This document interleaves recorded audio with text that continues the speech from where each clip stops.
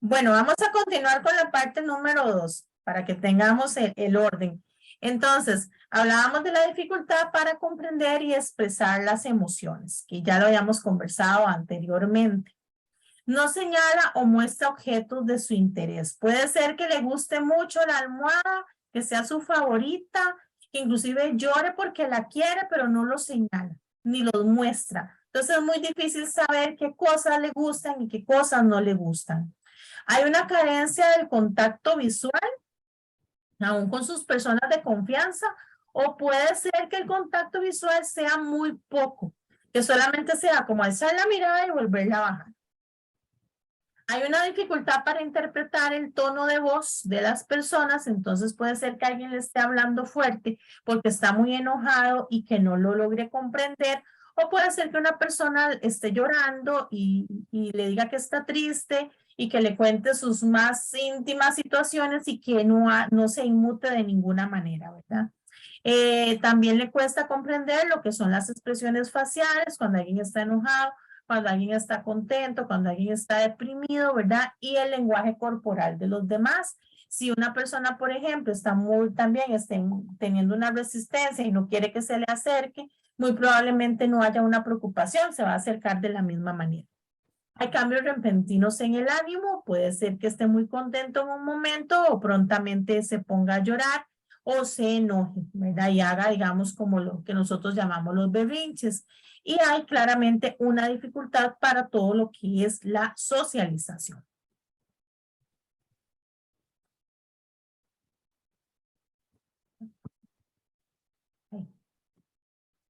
Ok, aquí vamos a una parte que es súper importante y que es desde ya un tema que ustedes tienen que hacerlo propio porque ante la presencia de estudiantes dentro de nuestras aulas que presenten esta condición de trastorno de espectro autista, tenemos que ajustar las estrategias para abordar en su parte educativa, ¿verdad? Entonces, a ver, siempre se trata de que en todas las instituciones un docente de educación especial sea el que acompañe al docente regular o el docente en su área de formación, ¿verdad?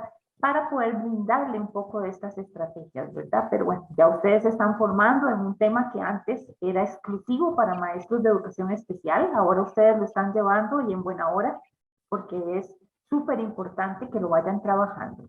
Necesitamos el uso de las agendas. La agenda es el que le permite a una persona con trastorno de espectro autista saber cómo se va a desarrollar su mañana de clase, ¿verdad? Por ejemplo, desde que ingresa, y lo hacemos a través de los pictogramas, como ese que ustedes tienen esa imagen ahí. ¿Qué vamos a hacer hoy? Entonces, a este niño, en acompañamiento con la persona docente, ¿verdad? Se debe estructurar cuál va a ser la agenda de ese día, qué es lo que se va a hacer desde su ingreso al aula, qué sé yo, que si hay una rutina inicial con la que se arranca la clase, la oración, el pasar lista, en la medida de lo posible, esas actividades tienen que estar visualizadas a través de imágenes o periodos específicos, ¿verdad? Si desarrollamos ese periodo inicial, si después de tenemos que pasar al desarrollo de español, por ejemplo, desde la clase de español, y después de esto vamos al receso o al recreo, ¿verdad? Todo eso tiene que quedar claramente establecido en un lugar visible para la persona. Siempre se ha dicho que este es un beneficio para población con trastorno de espectro autista, pero si pensamos en el resto de nuestros estudiantes, si pensamos de forma inclusiva, esta es una estrategia que le va a servir a todos. En realidad no es específico para este niño, ¿verdad?, que presente esta condición, sino que le va a permitir a los demás conocer cómo estará esa distribución del día, ¿verdad? Y le permitirá pues tener control de que todavía no es momento para hacer ningún cambio de rutina, ¿verdad? Entonces, esos apoyos visuales casi siempre dados por los pictogramas, que son esas imágenes que ya están hechas, que ya están creadas, es nada más desarrollar la etapa de entrenamiento para que el niño pueda conocer esos pictogramas, pueda señalar cuando en su parte de comunicación no haya esa expresión que buscamos en ellos, ¿verdad? Pero que a través de señalar, él me pueda decir cuáles son sus necesidades, qué es lo que le interesa en este momento, qué es lo que desea que nosotros hagamos por él, ¿verdad? Y que también conozca todas esas rutinas y esas situaciones que se van a dar en su día a día, y que están muy estructuradas también para ellos. Entonces vean que en estas tres primeras estrategias, pues mucho se tiene que ver con, de nuestra parte, un compromiso muy importante, porque, no sé, pues tal vez la profesora Evelyn tal vez tenga esa experiencia también o esa evidencia de que mucho se aborta, estos procesos se abortan, o sea, el utilizar el pictograma hay que hacerlo, y no es que hoy sí, mañana no, esto es algo consecuente al día a día, ¿verdad? Tenemos que estarlo haciendo, ¿verdad? Y en los hogares a veces nos pasa eso, que aunque se les dice a los padres de familia, tienen que trabajar de esta forma, ¿verdad? Muchos de esos procesos se abortan y los chicos llegan con su álbum de lenguaje o su álbum o agenda de comunicación, ¿verdad? Y está desorganizada y vemos que hoy se fue de esa forma y mañana vuelve de la misma forma, ¿verdad? Entonces ahí nosotros como personas docentes empezamos a notar que en el hogar este niño sigue expresándose con llanto, sigue expresándose con gritos, sigue expresándose con jalar a la persona y no está haciendo uso de estos recursos que no son solo para el ámbito educativo, ¿verdad? Sino que también se tienen que utilizar en el ámbito familiar. Es súper importante anticipar cualquier cambio en la rutina de ese niño, ¿verdad? O adulto, cualquiera. Ellos tienen que conocer cualquier modificación que se vaya a dar en la rutina. Es importante para evitar que se dé una crisis que yo desde el inicio, si sé que va a haber un cambio, por ejemplo, que miércoles hay educación física en la escuela y ese miércoles el profesor de educación física no va a estar, que lo anunció en la mañana o que lo anunció el día anterior, esta persona necesita conocer ese cambio en la rutina. Porque hay lo que hablábamos al principio, dentro de sus características, al mantenerse en ciertos rituales, en ciertas actividades que son rutinarias, tal vez no rituales, sino esas actividades rutinarias, ¿verdad? Entonces sí tenemos que anticipar. Tenemos que evitar el exceso de estímulos sensoriales, eso es muy importante, yo creo que no es específico para nuestros chicos que tienen alguna condición de TEA, sino para los demás. Rodear al niño de mucho estímulo en las paredes de la clase, en los materiales que disponemos para ellos, en su trabajo de mesa, más bien lo que hacemos es desviar la atención a lo que justamente queremos que se centre, ¿verdad? Entonces tenemos que tener ese cuidado, brindar una sola instrucción a la vez, tener esa claridad de lo que comunicamos, sea claro, ¿verdad? Y una sola vez, una sola instrucción, no tantas como tenemos la costumbre. Yo creo que es muy típico del costarricense, el que vamos dando muchas órdenes al mismo tiempo, ¿verdad? Y puede ser que se nos salga, que desde la labor que desempeñamos en las aulas, a veces damos muchas instrucciones, pero tenemos que tener claridad en que eso no es lo tan conveniente. Establecer el contacto visual siempre, y no solamente con los niños que presentan esta condición, debemos establecer ese contacto visual. Es lo que nos asegura que el seguimiento de instrucciones se dé. Si nosotros no establecemos ese contacto visual, los chicos con diagnóstico TEA lo que necesitan es que nosotros les indiquemos, véame, para que pueda establecer ese contacto. Con los otros niños también tenemos que hacerlo de alguna forma, de que nos aseguremos que nos están viendo, de que hay un contacto, de que puede incluso repetir la instrucción que yo le di para asegurarme que la va a ejecutar. Eso es muy importante. Utilizar materiales que involucren el uso de todos los sentidos y también el análisis de tareas. Nosotros desde la educación especial desarrollamos muchas actividades en las que les vamos llevando a la persona a que primero desarrolle una actividad que es la que le va a llevar la oportunidad de entender que el paso siguiente le va a permitir alcanzar otro punto importante de esa actividad que se quiere desarrollar con ellos.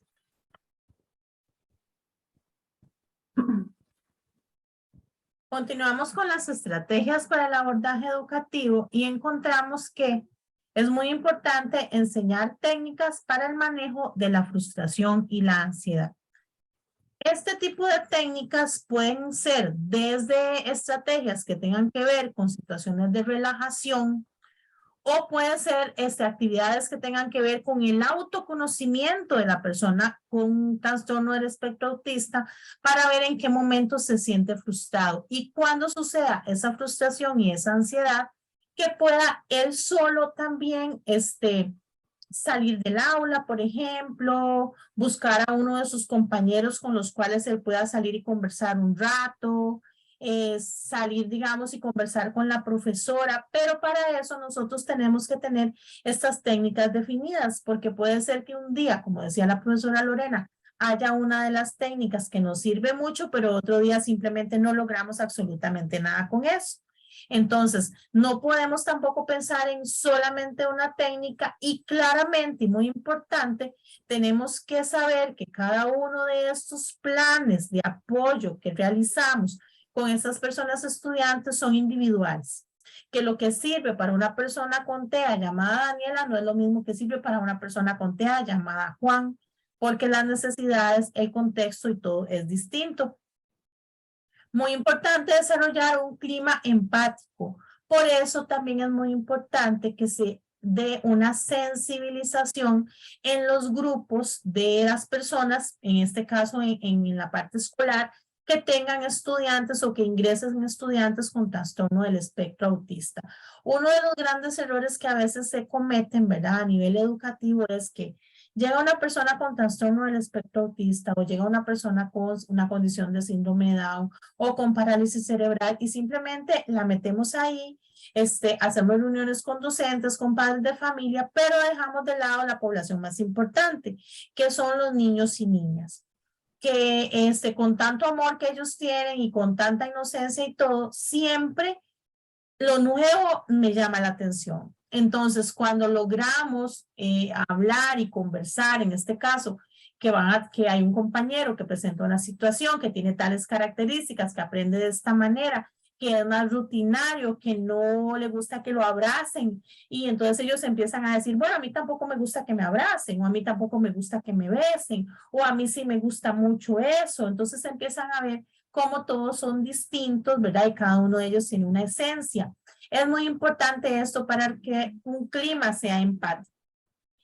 Esto va a permitir que haya una mejor comprensión en las dinámicas de clase, porque cuando ellos se conocen entre ellos y hacen un acuerpamiento a la persona que presenta la condición de TEA, hace muchísimo más fácil esta adaptación de la persona. Utilizar organizadores gráficos para resumir la información. Para una persona que presenta una condición de TEA, una pizarra llena de información realmente no significa nada. Solamente es un montón de letras, ¿verdad? O un montón de números y que es muy difícil de comprender. O abrir un libro y ver una página llena simplemente de letras es algo que es muy complicado para ellos. Entonces, ¿cuál es la idea? Bueno, hacer uso de organizadores gráficos como resúmenes, esquemas o mapas. Esto va a depender también del estilo cognitivo de aprendizaje que vamos a tener que averiguar de esa persona que presenta esa condición de TEA. A ver, ¿de qué manera le es más fácil aprender? Si por medio de mapas conceptuales, si por medio de esquemas mentales, si por medio de resúmenes o cuestionarios. Hacer una separación de las tareas en pasos pequeños, que también la profesora Lorena ahora conversaba, que es también muy parecido a lo que es el análisis de las tareas, saber cuáles son todas las etapas que tiene una tarea. Por ejemplo, el vestirse.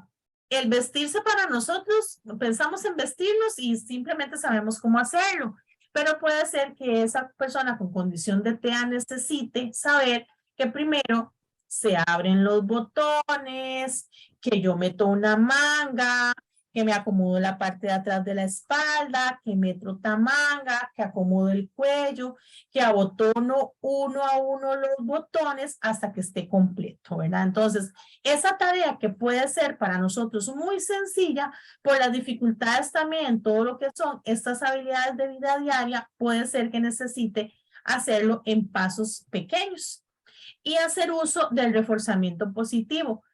Dentro de lo que es la teoría de manejo de la conducta, tenemos un concepto importante que es el concepto de reforzamiento positivo, que es, digamos, lo que nosotros llamamos premio, ¿verdad? Premio después de haber hecho la conducta que yo estoy enseñando o que yo quiero que modifique. Si yo lo que yo quiero es que deje de gritar, ¿verdad? O que deje de hacer un ruido, porque siempre tengo que elegir una sola conducta para poder trabajarla y reforzarlo. Estos reforzadores tienen que ser reforzadores que gusten a la persona, porque puede ser que yo diga, bueno, es que de reforzamiento positivo voy a usar unos stickers divinos que conseguí en relieve y todo, pero puede ser que a esa persona con autismo los stickers no le gusten. Entonces, por eso es que antes tenemos que hacer como un listado y un conocimiento de cuáles son las cosas que le gustan y que no le gustan para poder usar el reforzamiento positivo. Ok, vamos a ver si nos deja ir directo. Yo creo que sí. Y bueno, esperemos que le hayamos dado compartir sonido. Vamos a ver. Si no, nada más dejamos. Ya está abriendo, ahorita me avisa. Vamos a ver este videíto.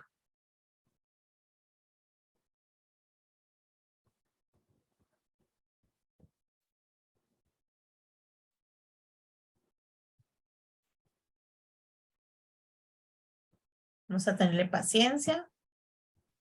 Vamos a omitir los anuncios.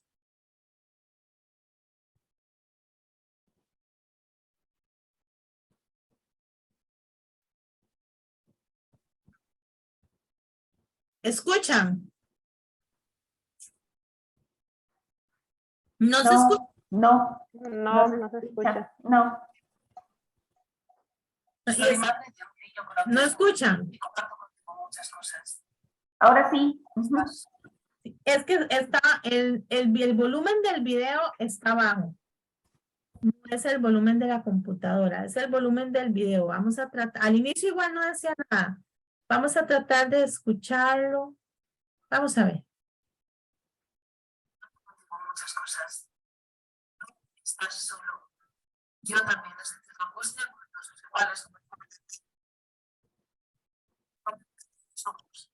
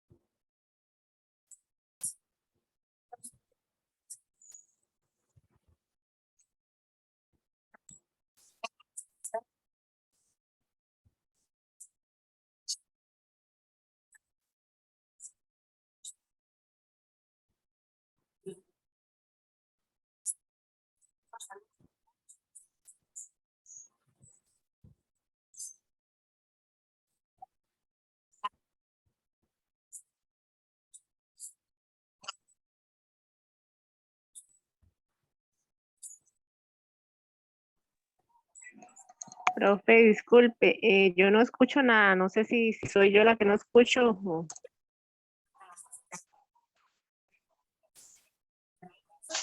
Yo tampoco. Ok, no escuchan. Los demás escuchan. Profesora Lorena, ¿usted escuchaba? En realidad se escucha muy distorsionado. Como tiene la lectura abajo, ¿verdad? Tal vez como la forma en que lo podemos seguir, pero sí Voy a hacer algo. Vamos a hacer algo. Voy a dejar de compartir un momento solamente para ver si logramos verlo. Vamos a ver, denme un segundo. Vamos a darle aquí compartir. Puede ser esto por acá. Y vamos a empezar de nuevo a ver. Ok. Voy a otra vez a irme para adelante.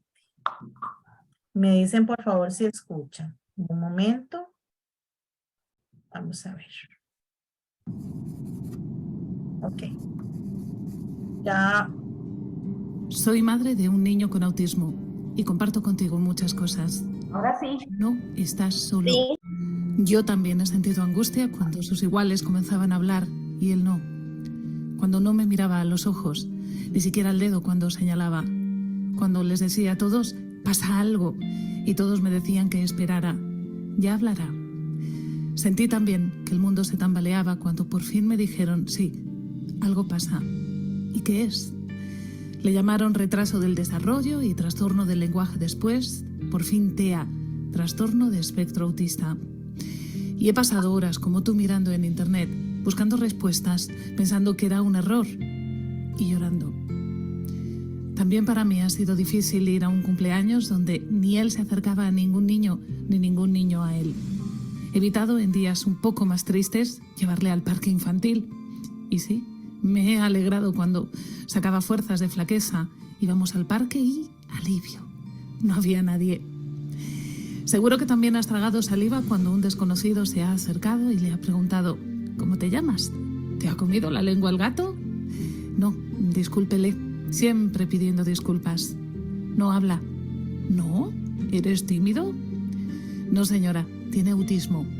Vaya, pobrecito con lo guapo que es. ¿No lo parece? Sí, he sentido bien la angustia de la incomprensión de la sociedad, de la familia incluso.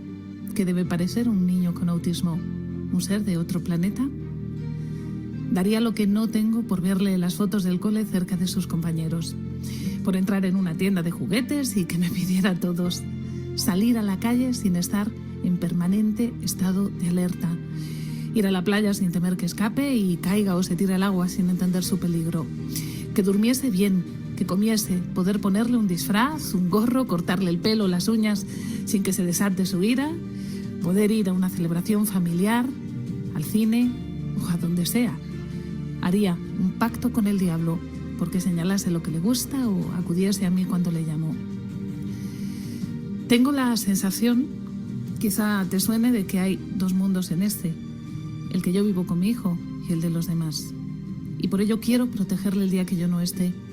Y no dejaré de luchar para que cuando eso ocurra tenga una vida y un mundo que le comprenda, como a él le obligan a comprender al mundo. Soy madre de un niño con autismo y comparto contigo muchas cosas. Sé que es imposible un amor más inmenso, que no existe felicidad mayor que la de ese instante en que cruza su mirada con la tuya, que son sus pequeños grandes logros, tus grandes satisfacciones. Estoy empezando a entender con él que el mundo no es el mundo, es solo nuestra forma de percibirlo. He descubierto que lo que nos rodea no es como nos habían contado que era, que hay 1000 formas de verlo y sentirlo. Y he notado de nuevo el viento en la cara como si fuese nuevo. He observado el humo de un café, al igual que un niño un truco de magia, y el canto de los pájaros como el más especial de los conciertos. Estoy empezando a entender que el mundo no es el mundo, es solo nuestra forma de percibirlo.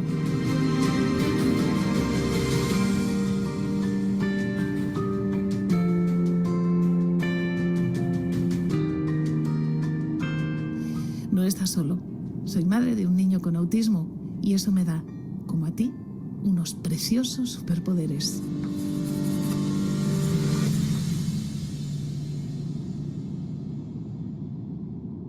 Ok, vamos aquí, ok.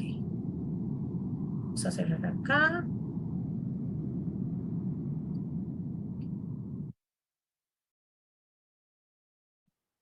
Muy bien. Vamos aquí de nuevo. Muy bien. ¿Quién quiere comentarnos qué piensan o digamos qué emociones también, ¿verdad? Porque este video es realmente un video que se relaciona mucho desde la perspectiva de una madre de familia, ¿verdad? De una persona con autismo. Entonces quisiéramos tal vez que participen y nos digan qué piensan, qué sentimientos sintieron, desde su futuro rol docente, qué piensan ustedes, cuál debe de ser nuestro aporte para las familias. ¿Sharon? Bueno, a mí me afecta un poco. Me siento identificada porque mi hermano tiene TEA y aunque no es tan profundo, él logra, por lo menos con la familia, con el núcleo familiar, él se logra comunicar bien, pero lo que decía el video sobre la incomprensión de los demás duele mucho en la calle, ¿verdad? Yo que ya él está adulto, pero yo cada vez que salíamos y ver que la gente se le quedaba viendo cuando hacía un berrinche y ya era un adolescente, por ejemplo, en las citas, porque él tiene TEA como parte de una enfermedad rara, entonces ha pasado metido en el hospital, que tuvieran que sostenerlo ya estando grande para sacarle sangre, que todavía ahorita sus veintitantos, él no pueda ir solo a una cita, que por ejemplo en la familia, los propios abuelos lo critiquen. Toda esa parte ha sido muy, muy dura. Y entonces como futura docente yo me pongo a pensar, ok, creo que lo que tenemos que ejercitar nosotros es el no juzgar, el conocer primero, ¿verdad? El no decir, ay, es que ese chiquito, qué montón de trabajo me genera, o qué malcriado, es que los papás no se ponen en las pilas o alguna cosa así, porque cada niño tiene su ritmo, ¿verdad? Y no solo con TEA, sino de todos. Pero a los chicos con TEA pues siempre han sido muy, muy duramente criticados, y otra cosa que mencionaba el video era que no lo parece, ¿verdad? Que es que no podemos ponerles un letrero en el pecho a decir, él tiene TEA, ¿verdad? Hay que comprenderlo, sino que a veces vamos como con los tacos de frente a juzgar sin conocer cuál es la historia detrás de cada familia y de cada chico que padece de eso. Sharon, muchísimas gracias por compartir tu experiencia, ¿verdad? No hay nada más bonito que cuando las familias hablan desde su propia experiencia, y usted como hermana, pues es una familiar directo de, y pues ahí también nos hablas un poco y nos demuestras que la condición igual de en ese momento de tu hermano, pues no solamente, digamos, ha hecho un cambio total en la vida de él, sino en la vida de todas las personas que están alrededor, ¿verdad? Porque muchas veces se trata de trabajar con la persona con autismo, pero se deja de lado los hermanos, los padres, ¿verdad? Y las personas que están alrededor. Entonces, muy de acuerdo con tu comentario, ¿verdad?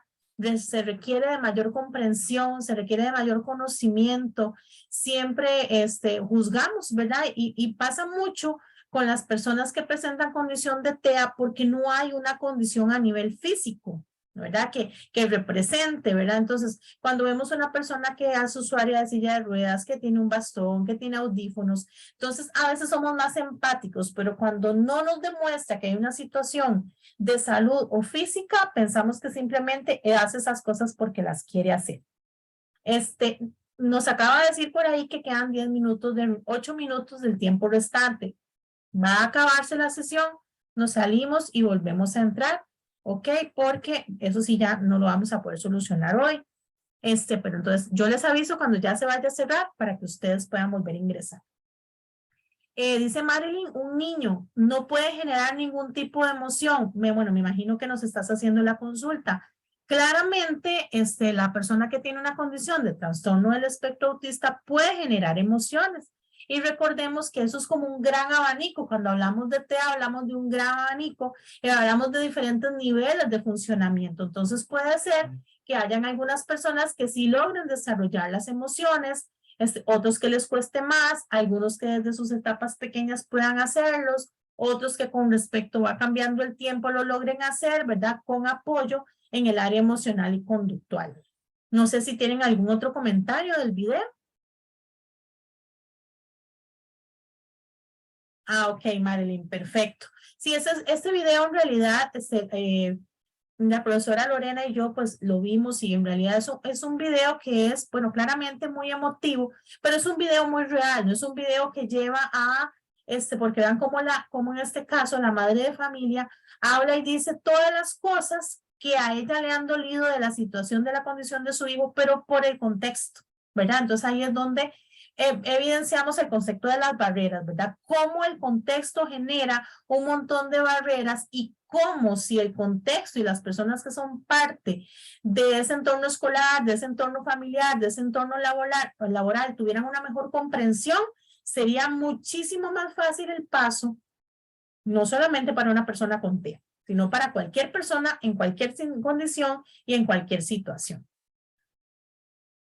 Vamos a continuar por acá. Ok.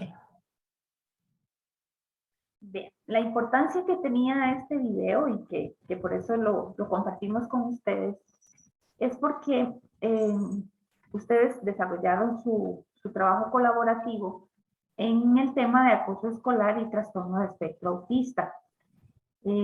Vieron que ese relato era el relato de una madre que cuenta todas sus angustias, todos sus temores, todo lo que le genera el tener que enfrentar a su hijo, a este mundo, a estas personas que no están preparadas, que no están formadas para entender la condición que presenta su hijo en ese relato de esa mamá, ¿verdad? Yo considero, y les puedo hablar de muchos años de experiencia, que nos hemos ido educando para comprender qué pasa con una persona que presenta trastorno de espectro autista.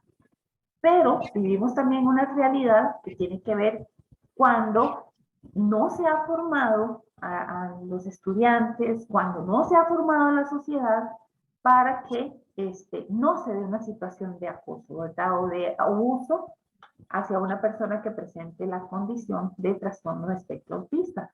Entonces vean que ese relato nos enlaza muchísimo con este otro tema, ¿verdad? Y que ustedes lo trabajaron en su trabajo colaborativo sobre el acoso escolar. Dice, todo logro escolar contra el acoso refuerza la aceptación de la diversidad. Una frase que dice mucho, ¿verdad? Que nos vamos a abocar ahorita a retomar lo que ustedes leyeron sobre el acoso escolar y esta condición de trastorno de espectro autista.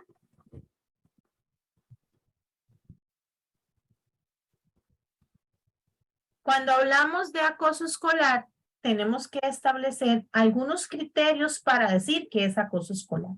Porque cuando las situaciones se dan en forma aislada, por ejemplo, que un estudiante, ese día y le digo al otro estudiante, ¿verdad? Y aquí en forma general y también relacionado con la persona con autismo, de que es feo o es gordo o que le cae mal o lo empujó un día o lo aisló un día, son situaciones aisladas. Entonces son situaciones que se manejan, se conversan y se resuelven rápidamente. Pero cuando las situaciones, ¿verdad? Ya tienen una mayor repetición, específicamente hablamos del acoso escolar. Entonces, uno, un abuso de poder. Cuando una de las personas, y en este caso, digamos, hablamos de estudiantes, están en el mismo nivel, son dos estudiantes con mismos deberes, mismos derechos, pero uno de ellos tiene un abuso de poder del otro. Le exige desde que le dé la merienda, ¿verdad? Hasta que se siente en tal lugar y que no juegue con tal persona. Hay una intención de dañar, o sea, no es una cuestión de, es que estábamos jugando y me pasé y lo empujé. O estábamos vacilando y él me tiró los lápices y yo le tiré. Pero es como una cuestión más de juego, ¿verdad? O hay una cierta inocencia en eso. Pero cuando hay una intención de dañar, que ya esta persona ha planeado, y a veces uno hasta ve los ojillos, ¿verdad? Y que le cae mal y que tiene que ver cómo le hace algo. Cuando hay esa intención de dañar, ahí ya claramente también es un criterio de acoso escolar. Y lo que les decía, ¿verdad? De la repetición, que eso se dé constantemente. Que igual, digamos, en la escuela, la persona docente habla con el estudiante que es, digamos, victimario y aún la situación continúa, ¿verdad? Y se da en diferentes ocasiones y en diferentes situaciones y va escalando poco a poco también hacia cuestiones que son como más sencillas, como de palabras, hacia una cuestión, digamos, más allá física. Nos quedan 2 minutos, entonces ya casi se va a terminar. No sé si les parece que nos salgamos y volvamos a entrar para que no se nos corte. Entonces voy a dejar de compartir y regresamos. Aquí vamos a empezar la parte 3. Hoy estamos como en el teatro. Entonces ya casi vuelven a ingresar.